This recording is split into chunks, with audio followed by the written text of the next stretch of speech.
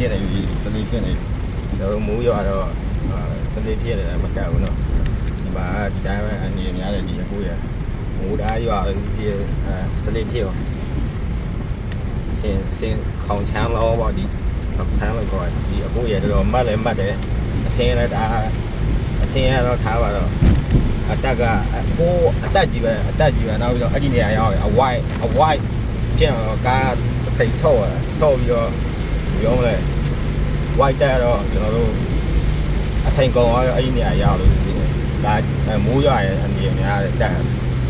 တော့ကားသားရောက်ခုနေကောက်တက်ရတယ်လမ်းကြောင်းထားမသိဘူးစီစီလာတာလည်းခက်ခဲတော့နော်ဟောဘုရားသုံးကြည့်လာတော့ဒါပေမဲ့နေပူလို့ရှိရင်တော့ပြဿနာမရှိပါဘူးမိုးရွာလို့ရှိရင်အများနဲ့ဒီမှာကားတွေလဲတယ်တော့ကားမောင်းတဲ့ညီကိုတွေအနေနဲ့ကင်းနေမောင်းနေကြပါစီနော်ကျွန်တော်တို့မှာဟိုကားလေးဆိုပြလာပစ္စည်းတင်ပစ္စည်းကိုလည်းကားကြီးလေးဆိုတာကျွန်တော်တို့မိုးတက်အောင်စောင်းအောင်အဒီကောင်နေလို့ပြောပြတယ်တို့မိုးတက်အောင်စောင်းရတယ်တက်လို့မရဘူး